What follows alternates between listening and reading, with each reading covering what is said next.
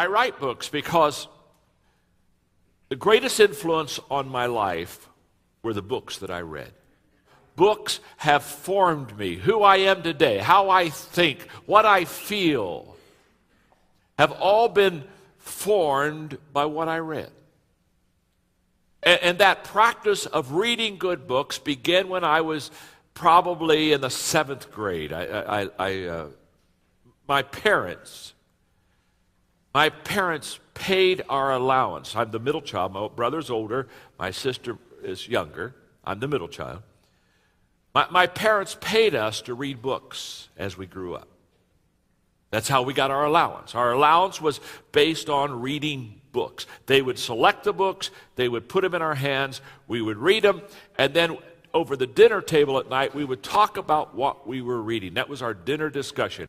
They invested in, but now, my parents didn't pay us to do chores. In fact, I remember going down to my neighbor's house, Phil Conrad, and Phil was doing some stuff, and he said he got paid to do chores. I said, "You're kidding me.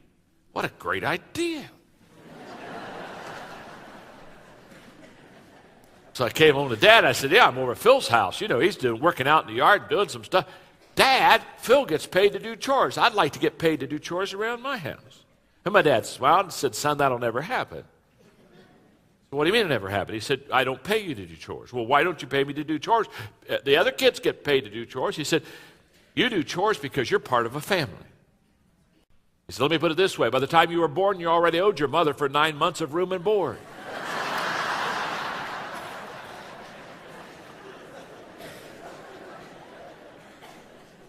So shut up and take out the garbage. Well, why would I pay you to take out the garbage unless I wanted you to grow up and be a garbage man? I put my money, he said, where my values are. And if I can fill your mind with the right thoughts, it'll be amazing what you can accomplish in life. Now, I say that to you because many of you are parents and many of you are grandparents. I would highly suggest you start investing in your children and your grandchildren by picking out and putting in their hands books that'll change their life. It'll be the greatest investment that you ever make. My son Joel wasn't a reader, so back in that day, he listened to tapes more than read books.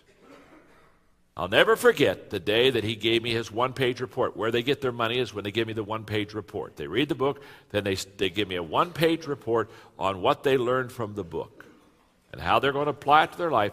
And I'll never forget when my 11-year-old son wrote down, "Dad, as I have finished reading this attitude book, I have come to the conclusion that my attitude, more than anything else, will determine my success in life."